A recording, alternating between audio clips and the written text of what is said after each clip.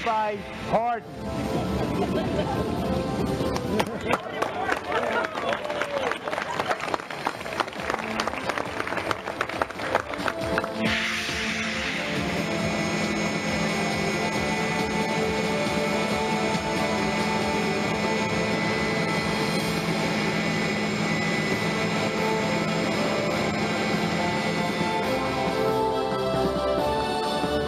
Buenas noches, los saluda Josefina Townsend, bienvenidos a TV Perú Mundo. Hoy nos acompaña Farid Cajat. Farid, ¿qué tal?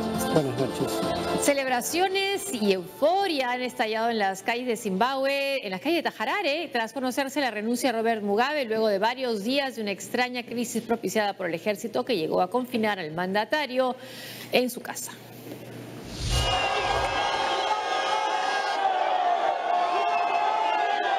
El maleficio de Mugabe ha terminado y Zimbabue celebra. Esta tarde el presidente del Parlamento, Jacob Mudenda, leyó la breve carta de renuncia de Robert Mugabe, suspendiendo de esa forma el proceso de acusación y destitución impulsado por su propio partido. Yo, Robert Gabriel Mugabe, en términos de la sección 96, subsección 1 de la Constitución de Zimbabue, por medio de la cual presento mi renuncia como el presidente de la República de Zimbabue con efecto inmediato.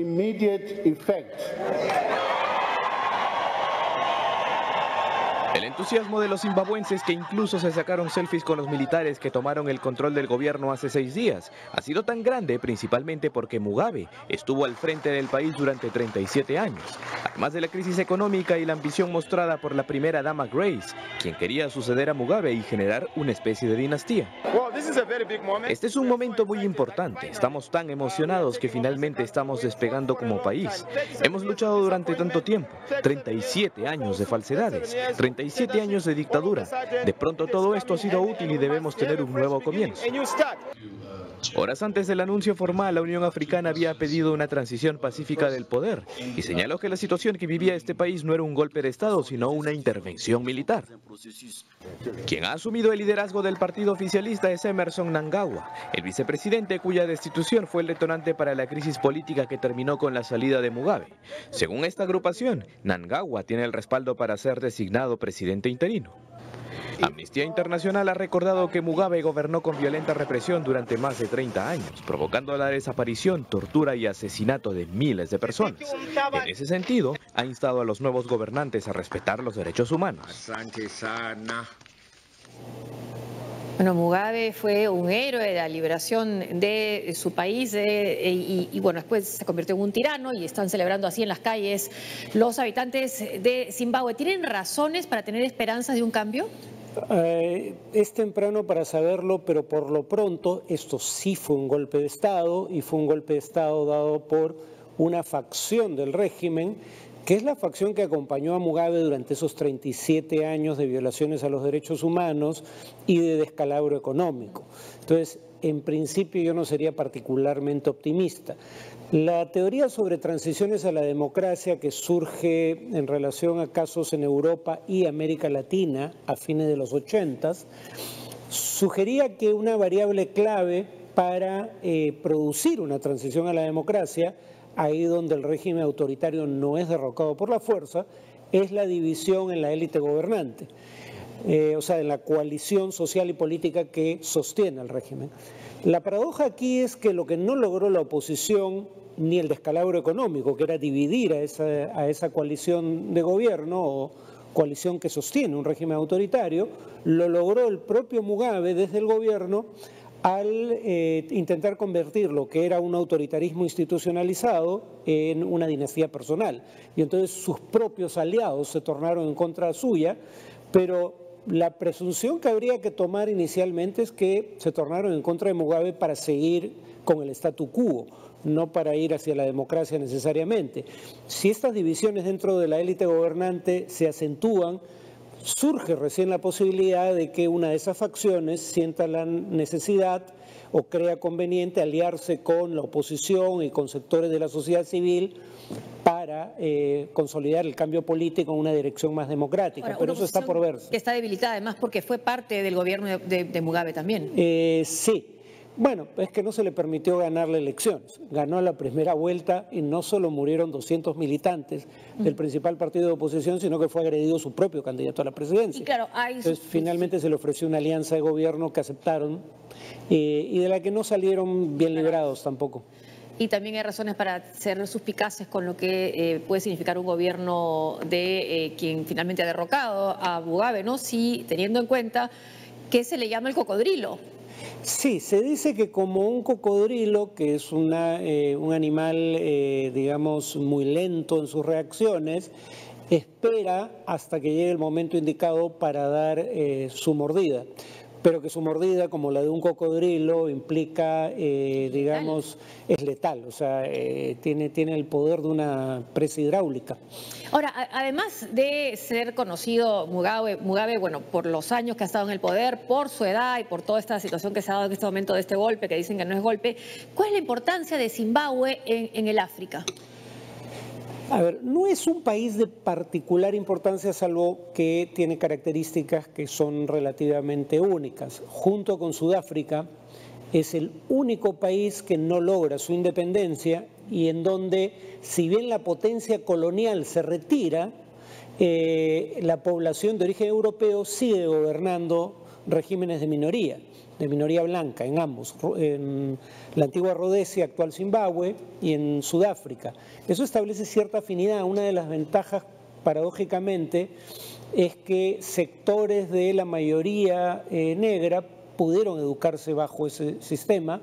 De hecho, una de las paradojas de Zimbabue, y eso sí lo hace un caso particular en África, es que tiene una población con niveles de educación relativamente altos. Aunque muchos han migrado, ¿no? Muchos han emigrado y claro, si muchos de los que emigraron regresaran y las condiciones fueran más propicias para desplegar ese conocimiento acumulado en el ámbito económico, la economía podría recuperarse relativamente rápido. El otro tema que lo hacía parte de una tendencia en el sur de África es que era uno de los regímenes presuntamente de izquierda que rodeaba a Sudáfrica, ¿no? Que eran aliados, por eso Sudáfrica se vuelve tan importante para Occidente en un momento dado. Los demás regímenes de la región eran regímenes, digamos, que se reivindicaban de izquierda y aliados de la Unión Soviética en tiempos de la Guerra Fría. El único gran aliado de Occidente en el sur del continente africano era Sudáfrica. Embarcaciones y naves de distintas nacionalidades colaboran en la búsqueda del submarino argentino Ara San Juan. Una misión estadounidense que opera robots sumergibles partió hoy hacia la zona de búsqueda. La mejora en las condiciones climáticas han permitido este martes retomar la búsqueda del submarino perdido desde el pasado miércoles con 44 tripulantes. En el sexto día de búsqueda, la Armada Argentina informó que iniciará un operativo inédito con el apoyo de 4 vehículos sumergibles de la Marina estadounidense. Otras embarcaciones y aviones que se han unido proceden de Reino Unido, Chile y Brasil. Y están prontos a zarpar, o están zarpando ya en estos momentos, hacia la zona de operaciones. ¿1 día y medio para llegar al lugar? Claro, tienen 1 día y medio para llegar al lugar. O sea, seguimos cumpliendo, como usted ven, y adelantándolos a todas las posibilidades e hipótesis que se están barajando. Por suerte ya está todo ese material probado, ensamblado, y está alistándose para ya tenerlo disponible en la zona de operaciones. Los especialistas optaron por esta opción de búsqueda, luego que reconocieran que los posibles ruidos detectados no pertenecen al Ara San Juan.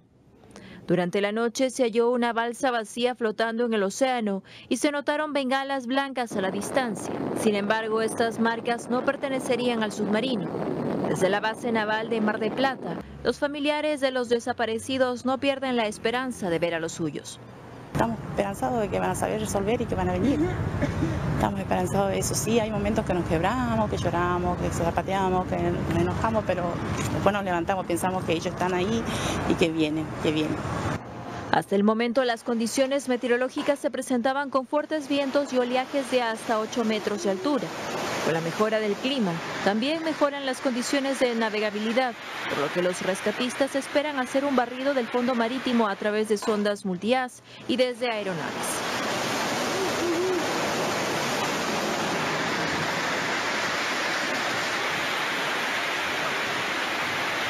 Tenemos un tuit del presidente Pedro Pablo Kuczynski. Amigo presidente Mauricio Macri, el Perú está con ustedes en estos momentos difíciles.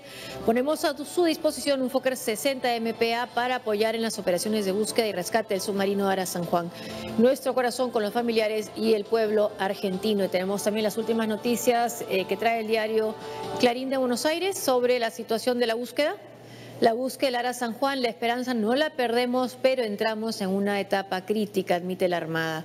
Lo dijo el vocero de la Fuerza, Enrique Balbi, al brindar el tercer parte del día. Tenemos otro titular, misterio en el Atlántico Sur, submarino Ara San Juan, llegó a la segunda cápsula de rescate, zarpará a la zona de búsqueda arriba del barco noruego Sophie Siem. Tiene capacidad para rescatar a 16 personas por vez. Vamos a otro tema. El presidente ruso Vladimir Putin considera que la intervención militar en Siria está en fase final y debe dar paso a la búsqueda de una solución política. Así lo ha señalado en el encuentro sostenido con el presidente sirio Bashar al-Assad. Bashar al-Assad ha viajado hasta Sochi para hablar con su homólogo ruso Vladimir Putin. Esta es la primera reunión entre los presidentes de Siria y Rusia desde 2015 y el recibimiento quedó registrado en estas fotografías con el entusiasta abrazo de ambos líderes. El encuentro ha servido para conversar sobre la solución política al conflicto que en 2018 cumplirá 7 años. La pregunta más importante, por supuesto, después de que hayamos derrotado a los terroristas, es encontrar una solución pacífica a largo plazo a la situación en Siria. Realmente me gustaría discutir, en particular con ustedes, los principios fundamentales de la creación del proceso político y la organización del Congreso de los Pueblos, apoyado por usted. El jefe del Kremlin le pidió a al-Assad una evaluación de la situación y las perspectivas a futuro, incluido el proceso político. Remarcó que quien tomará parte activa de esta solución política será la Organización de Naciones Unidas. Al-Assad solo ha pedido que no haya interferencia del exterior en su país. Esperamos que Rusia logre lo que ha estado diciendo desde el comienzo de la crisis, que no permite la intervención extranjera en ningún asunto político de Siria, sino que solo permite el apoyo desde lejos. El presidente de Siria estuvo en Rusia durante 4 horas, según la agencia de noticias RIA y el Kremlin. Por su parte, Putin habló sobre el tema con líderes del Golfo Pérsico, incluido el rey de Arabia Saudita. Hizo lo mismo con el presidente de los Estados Unidos, Donald Trump. Según la Casa Blanca, en la conversación de más de 1 hora de duración, ambos se mostraron de acuerdo con implementar la resolución del Consejo de Seguridad de ONU, que busca resolver por la vía pacífica la guerra civil siria, garantizando la estabilidad del país sin intervenciones malignas.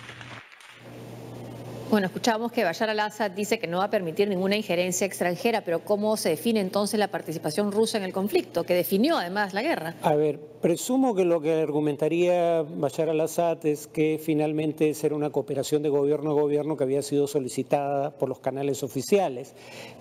Claro, lo que no añade es que fue una cooperación en el transcurso de la cual tanto la aviación siria como la aviación rusa, según diversas entidades independientes como Amnistía Internacional, Human Rights Watch o Médicos Sin Frontera, perpetraron crímenes de guerra y de lesa humanidad.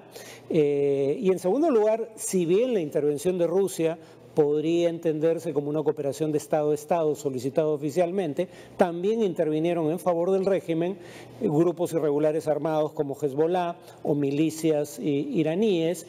O sea, hubo intervención extranjera en favor de todos los bandos en conflicto y probablemente a la postre en contra del pueblo sirio. Así es el drama del pueblo sirio. Pero hay una deuda, además de ese desastre humanitario, hay una deuda que tiene entonces Bashar al-Assad con Rusia. ¿Qué puede pedir Rusia a cambio? A ver, Rusia básicamente se beneficia con el resultado. Se fortalece un aliado ruso, aliado únicamente en tanto ambos tienen una relación de rivalidad con Estados Unidos. No es que tengan mucho más en común, pero un aliado ruso como Irán, que ahora tiene lo que llamaban algunos el arco chií, que va desde la frontera entre Irán y Afganistán hasta el Mediterráneo, pasando por Irak, Siria y el Líbano. Ese arco de influencia iraní se mantiene, por un lado. Por otro lado, Rusia mantiene al único régimen aliado que tenía, propiamente dicho, en el mundo árabe. Comprador de armas ruso y un país que alberga la única base militar que Rusia tiene fuera de la ex Unión Soviética. El presidente iraní Hassan Rouhani ha declarado el fin del Estado Islámico en Siria este martes a través de un discurso emitido por la televisión estatal. El mandatario agradeció a los guerreros del Islam, los diplomáticos iraníes, el gobierno de su país, la nación, también al Ayatollah al-Jamenei, líder supremo de la República Islámica de Irán. Rouhani dijo que el Estado Islámico fue un grupo que no produjo más que maldad, daño, destrucción, asesinato y salvajismo. También acusó que fue alimentado, armado y financiado por las principales potencias y algunos países conservadores de la región. Producto de este conflicto, más de 1000 miembros de la Guardia Revolucionaria de Irán, incluidos altos mandos, murieron en Irak y Siria.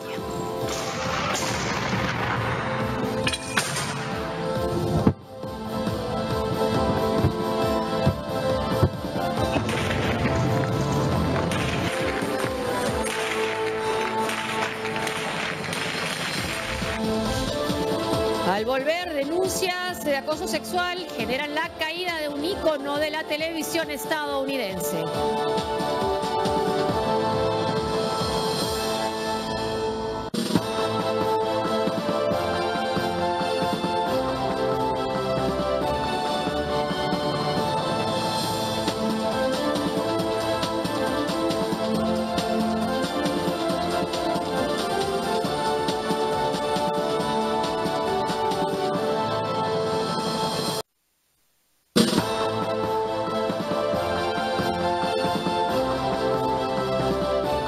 Unos 59.000 haitianos que viven como migrantes en los Estados Unidos desde el terremoto del 2010 deberán regularizar sus permisos de trabajo y residencia o abandonar el país a más tardar el 22 de julio del 2019. El Departamento de Seguridad Nacional estadounidense anunció el fin del estatus de protección temporal para los haitianos vigente para personas que huyen de conflictos o desastres.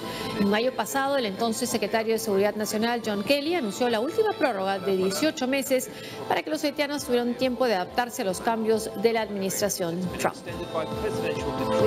La posibilidad fue confirmada el lunes, argumentando que... Bueno, recordar que salieron huyendo los haitianos, los ciudadanos haitianos de un terremoto que causó la muerte de aproximadamente 250.000 personas. Sí, y además hay que recordar que antes del terremoto hubo conatos de guerra civil. O sea, es un país que ha tenido infinidad de desastres naturales o humanos, causados, quiero decir, por la acción humana. Y hay un dato que es escalofriante y por eso esto puede ser serio. 16% de la economía haitiana el año 2015 se explicaba por remesas del exterior, la mayoría de las cuales provenían de Estados Unidos.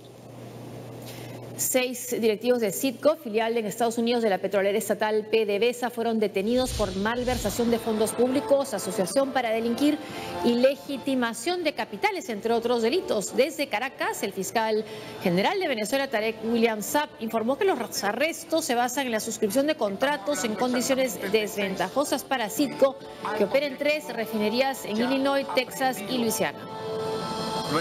Estamos hablando exactamente de 6 altos directivos ya aprehendidos, luego de leérseles todos sus derechos, como debe ser pues en un Estado democrático y de justicia, para que efectivamente se inicie, como en efecto va a ocurrir, un juicio donde el Ministerio Público va a imputar a estos ciudadanos por los delitos de peculado doloso propio, concierto de funcionario público con contratista, legitimación de capitales y asociación. En un gobierno como el de Nicolás Maduro, con tanta concentración de poder, ¿pueden no haber sabido que esto estaba sucediendo o más bien podría ser un ajuste de cuentas? La oposición tiene esa segunda como hipótesis, pero creo que ambas hipótesis no son mutuamente excluyentes. De hecho, lo que hay que recordar es que PDVSA, de la cual es filial Citgo, en donde ocurren estos hechos, PDVSA tuvo una huelga el año 2002 hasta el 2003 incluso, que digamos quiso forzar la salida del gobierno de Chávez, y Chávez, una vez que se consolida en el poder, luego el intento de golpe en su contra, básicamente despide a todos los mandos medios y altos mandos de PDVSA y los sustituye por gente del régimen. Entonces, lo sustituyó por gente que no tenía experiencia previa en gestión de una empresa de la magnitud de PDVSA.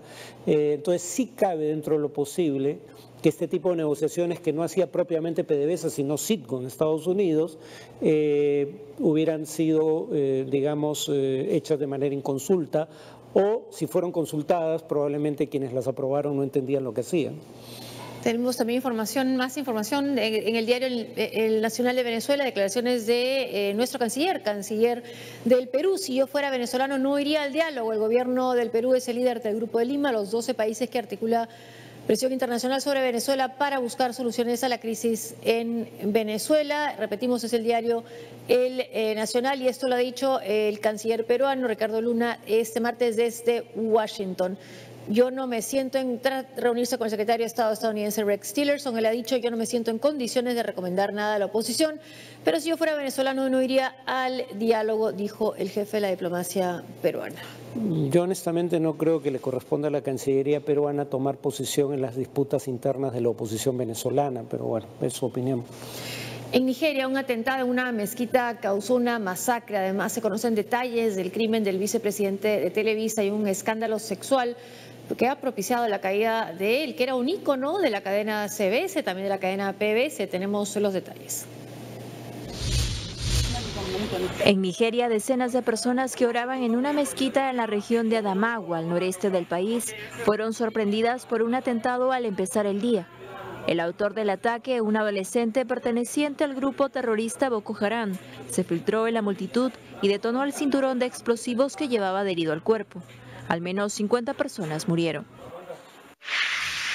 En México, la Fiscalía confirmó que la causa de muerte del directivo del Grupo Televisa, Adolfo Lagos, fue por una bala perdida disparada por su propio guardaespaldas. Los peritajes elaborados por el Ministerio Público y la Procuraduría determinaron que uno de los escoltas, identificado como Héctor Jiménez, hirió a Lagos cuando lo defendía de dos hombres que querían asaltarlo cerca de la zona arqueológica de Teotihuacán.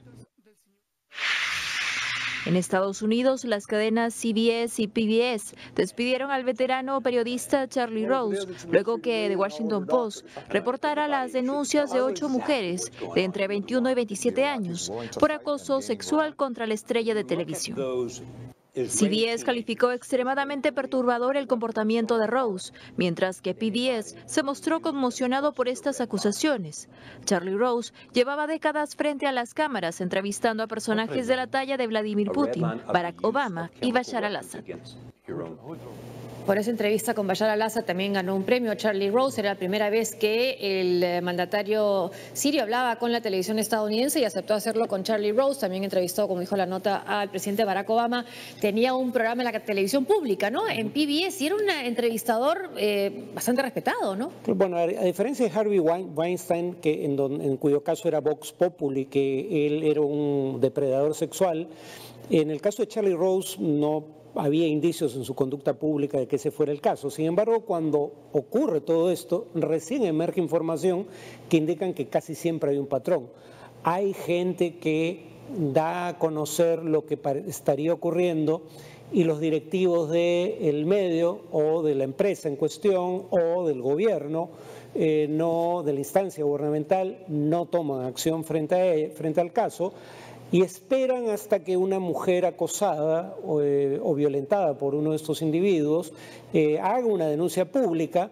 La primera reacción, y por eso muchas no lo habían hecho antes, es, digamos, de incredulidad, pero de pronto esa primera, esa primera acusación da paso a nuevas acusaciones y la evidencia se vuelve concluyente.